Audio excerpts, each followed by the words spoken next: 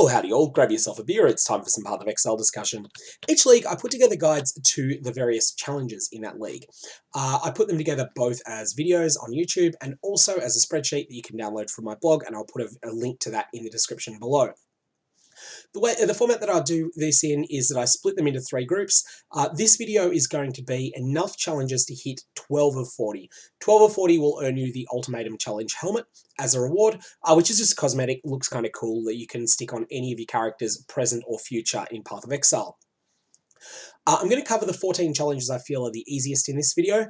The second video will cover enough to get 24 with a couple to spare. And then the third one will look at everything that hasn't been covered yet. As always, the first video will go into much more detail. The second will assume a higher level of knowledge of the Path of Exile and is generally aimed at people that have had several characters to level 90 in the past. And then the third one is aimed at people that are genuinely Path of Exile veterans that will know quite a bit about the game and might just need a few tips and tricks with some of the more awkward things, but people who are expecting to run 1,000 maps or more in a league. So, what do we need in order to get 12 challenges?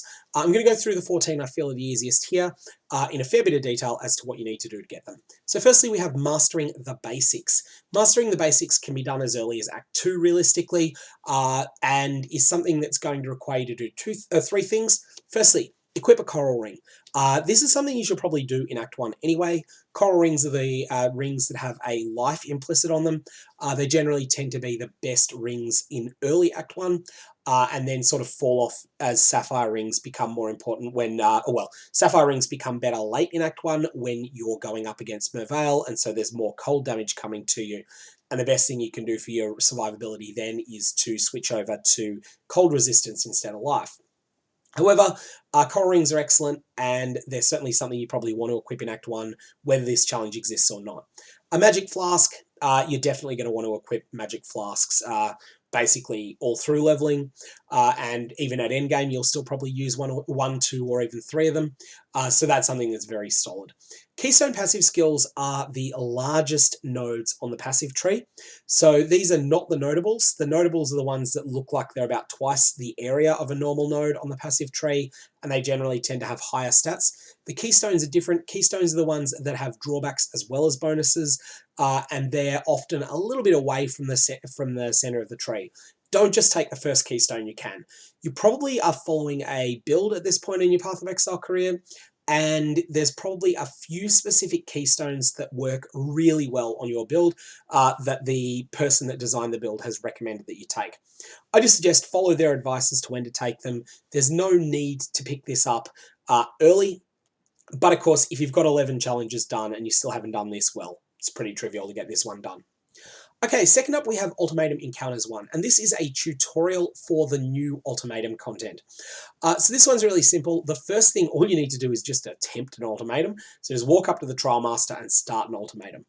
The second part, you need to leave an ultimatum before completely winning it, I guess.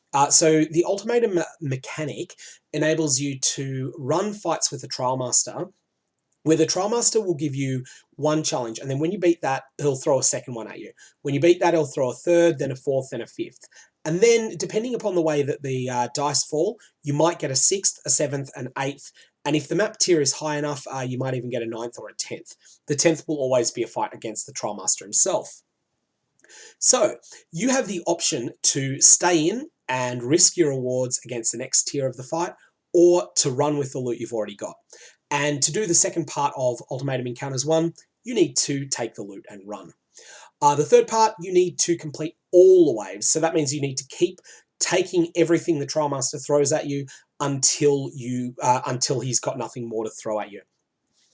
What you're going to want to do here, this challenge will feel pretty overwhelmingly difficult when you're actually working through the axe. What you can do though is just simply find an area that's like 4 monster levels lower than where you are now, and just go back and use your character's newfound strength from the last few character levels to just smash that zone to smash the Trial Master's challenges in that zone.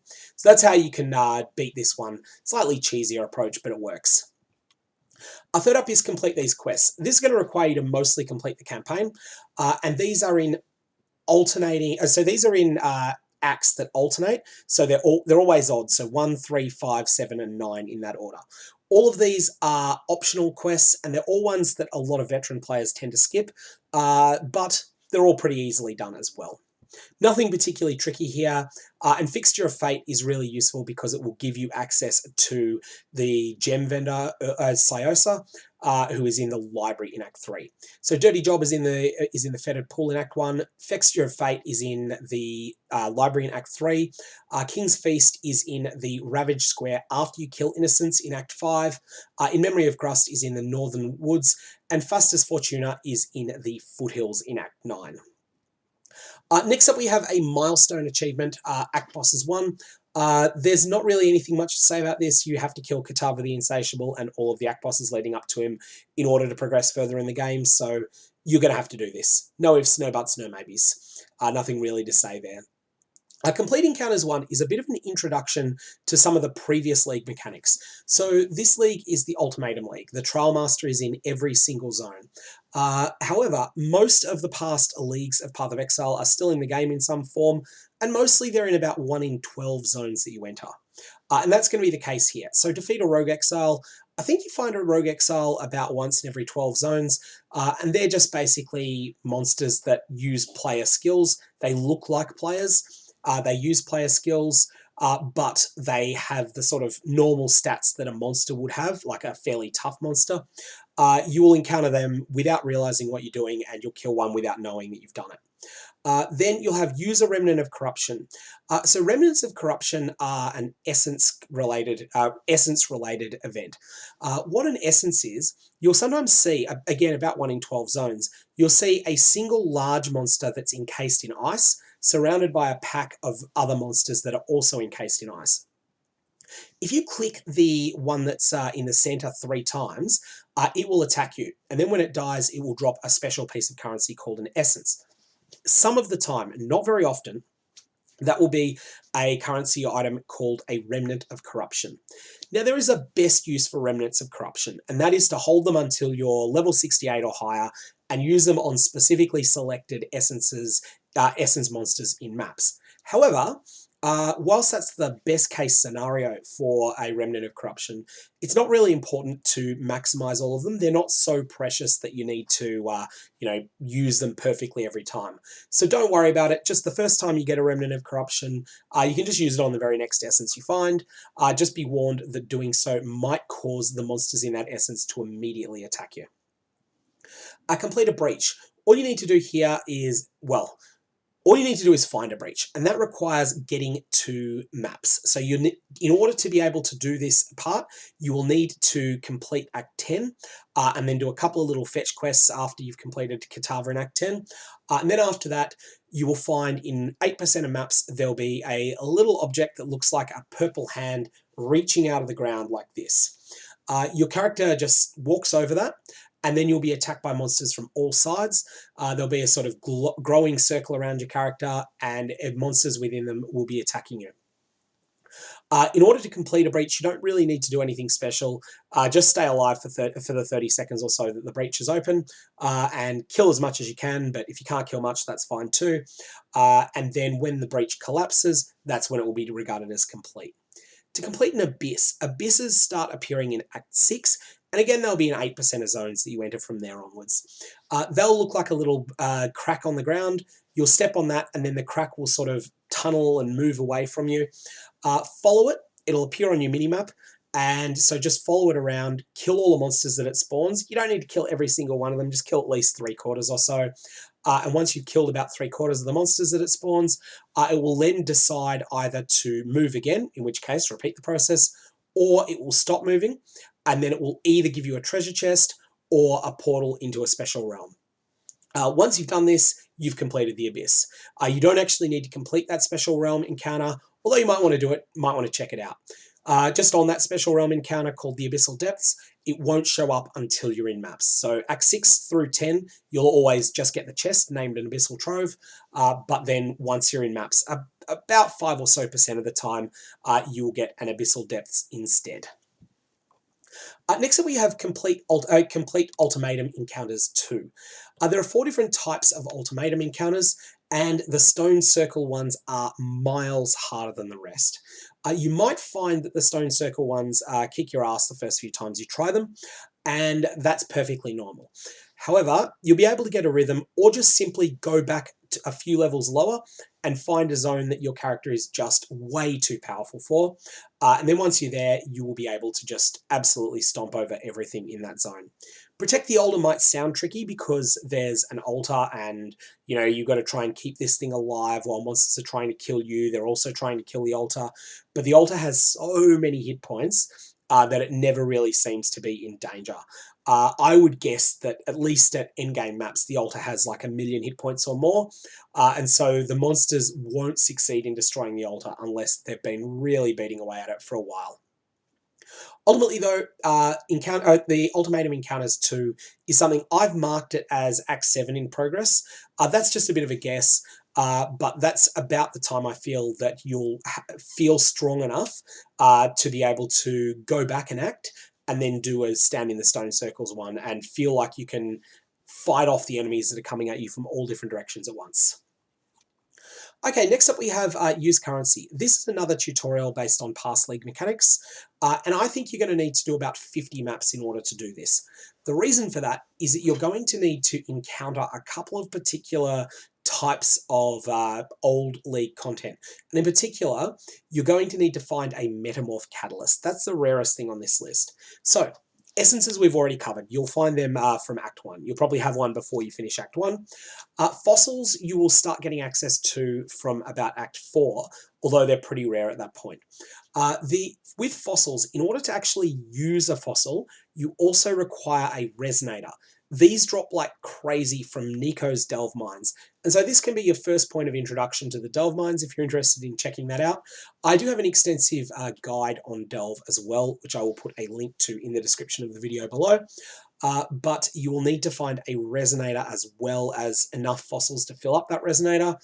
This shouldn't be very hard. It'll probably take you 3 or 4 minutes once you start delving in order to find not just one resonator, but a few of them. For a Blight Oil, you will need to meet Sister Cassia. She doesn't appear until after you've beaten Act 10, and she'll be in again 8% of maps. You'll just need to talk to her, and she'll set you a little tower defense minigame. With the Blight encounters, focus mostly on killing the monsters through your character's skills, and anything that the towers can do, just treat it as a bonus. You are not first and foremost trying to have the towers carry the tower defense. You want your character to carry the tower defense, with the towers just being a little bit of extra help. Metamorph Catalyst, you will meet an NPC called Tane Octavius, who will appear again from maps. He will also be in 8% of maps.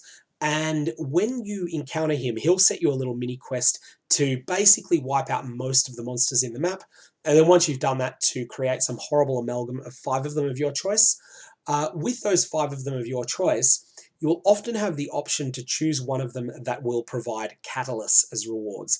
Catalysts are a specialized currency, sort of like the Gemcutter Prism, the Blacksmith's Whetstone, and the Armorer's Scraps, but instead they apply to belts, to rings, and to amulets. And there's not just one type of them, the way that there's only one type for the Blacksmith's Whetstone and the like. Instead, there's a whole bunch of different ones, and they actually increase the effect of certain mods on the item. Anyways, you just need to use one of them, although Catalyst can be a pretty powerful crafting tool if you decide that you want to sort of get into crafting later on. They do tend to be fairly precious, at least the most popular ones, which are the ones that give you life and mana, but you can certainly frivolously fritter away one of them just to get the challenge. Next up is use Act Bosses 2. You're not going to get the last one done without doing this, because you've got to kill Katava the Insatiable. That's required in order to bypass him. He's a bit of a gatekeeper. Now, I'm skipping a couple of challenges that you might actually do here. I'm going to put these into the guide for doing 24 challenges, but you might get encounters too, especially if you've got a little bit of familiarity with Blighted maps, or if you just get lucky with having them drop. But I thought that I would put that into the 24 challenge section. Likewise, there's the vendor recipe one is achievable. in your first 12, but I think that most players will get it on their way to 24. Okay, so Encounters 3 is also something you might conceivably do. Next up we have Ultimatum Rewards. Now this one's RNG based, however, it's also pretty easy to get everything on it. So when you're doing an Ultimatum encounter, typically you'll get between 5 and 9 rewards for it, and they will be of a variety of types. Most often you will get currency and you'll get weapons and you'll get armor, but you will also quite frequently get things from these other categories. The rarest ones I believe to be prophecies and talismans. However, prophecies, I believe silver coins count for, and so that means that that's not very hard to get. Ultimately, once you've got the talismans, you'll probably have all the rest of them, and the talismans, they're a bit uncommon, but they're not very rare. They are very bad, but they're not very rare. So ultimately, I think that even though this one is randomness based, I think you'll have no trouble getting everything on it. Next up, we have Complete Ritual Encounters. Ritual was the last league. So before the Ultimatum League, we had the Ritual League, and it had some mechanics in it where you would fight monsters inside circles that would appear in maps. Now, the first 3 parts of this are a pure tutorial in how rituals work. And that's actually explained by the ritual interface system. So you will find an encounter in the middle of a map. When you activate it by activating the ritual, a wall will go up around a perimeter and you'll be attacked by a bunch of monsters. Once you do, as you're killing those monsters, you will receive a currency called tribute. This doesn't go with your character. It's just something you can only use in that map. And all you need to do to complete a ritual is kill all the monsters in it without dying. To defer a favor means that you say, I can't afford this now, I'll buy it later. I'll put down 15% of its cost as a deposit and I'll buy it later. This is something you'll probably find yourself doing just because it's the best way to use your favor early on. To re-roll favors, you just want to say, I don't want anything on this list, just give me a clean slate. That costs 2,000 favor, very easy to afford. However, use a blood-filled vessel in your map device. This is a fairly expensive cost, but you only need one of them and you can easily farm it yourself. So when you're running rituals, you'll often be offered rewards called ritual splinters. 100 of these becomes a ritual vessel, and then once you own a ritual vessel, you can then use that. So you can right-click it, then left-click one of the ritual encounters in the map that you're running, and then you will receive a blood-filled vessel. This blood-filled vessel can then be put into your map device in conjunction with a map. And when you do that, you will then enter that map. It will always have a ritual encounter in it, and in addition to having a ritual encounter in it, those rituals will have more monsters. They'll just basically be scaled up a little bit. However, when you use a blood-filled vessel on a map, that map will not give you anything towards your next blood-filled vessel. Ultimately, you only need to do this once, and what I suggest you do is just pretty aggressively take the ritual splinters. And also, if you're in a trade league, the ritual splinters are often very lucrative to take from the rituals anyway. So you'll find rituals in 8% of maps in the whole Atlas of Worlds, so every map after Kitava, and in an additional 10% of maps if you're in the Haywak Hamlet region of the Atlas and you have decided to spec into the ritual encounters. Okay, so next up we have Ultimatum Encounters 3. Here, all you need to do is do a single 9-round ultimatum. This is something you can't do, I believe, until about tier 11 maps. I could be wrong on that. It can be possible below that. You definitely can get them in tier 11 and up. But they're pretty rare. Like about 5% of maps will go as far as round 9. So what you're going to want to do is run a bunch of maps, but you're going to want to sort of cheese these maps a lot and use an orb of scouring on them to remove any nasty mods that might be there. And then just run those maps. They'll be really easy in comparison to a normal map, but that will then let you do the Trial Master without having too much trouble from having, 6 mods on the map and then also having 8 ultimatum mods working together to get your character killed. Here, you can do it with just a total of 9, which can still be challenging, but should be very manageable, especially in softcore where if you die, well, you failed this attempt, but you can come back, you can try again in the next map. Next up, we have Achieve Ascension. So, throughout Rayclast, you will encounter trap gauntlets.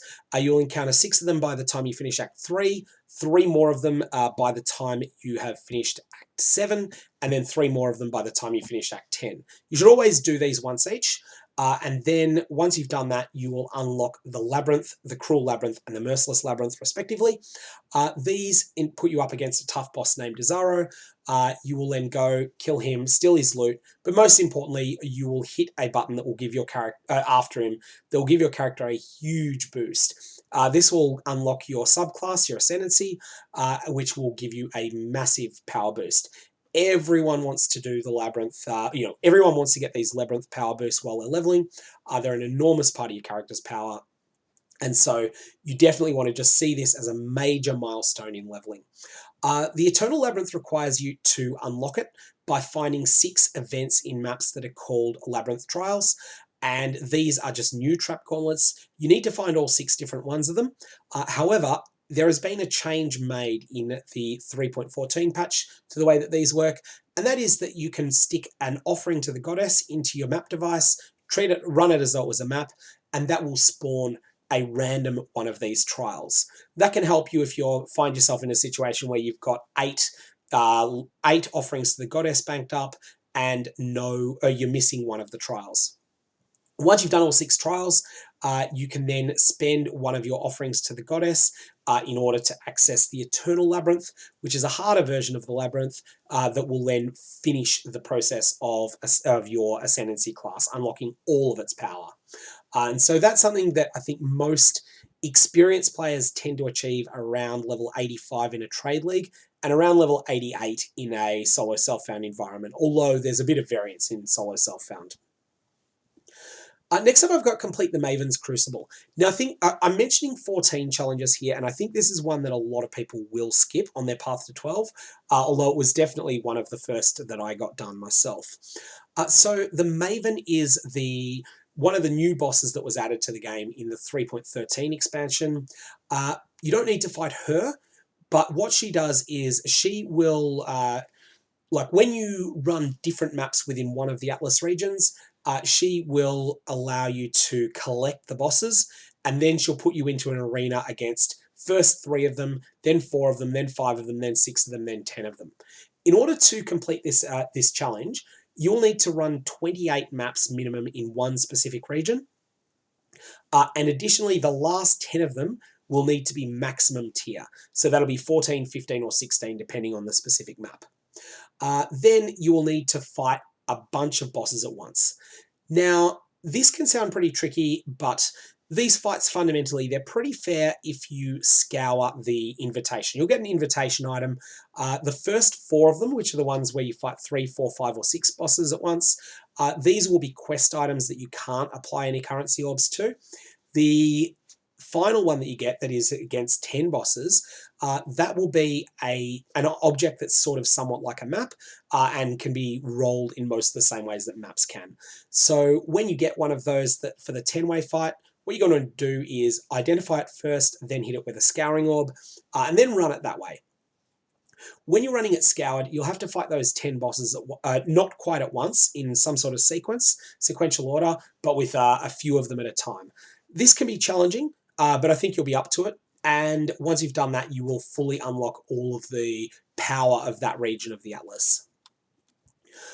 These fights also are pretty lucrative from a loot perspective, and there's something that you can do earlier than a lot of people think as well, if you focus on one region of the Atlas.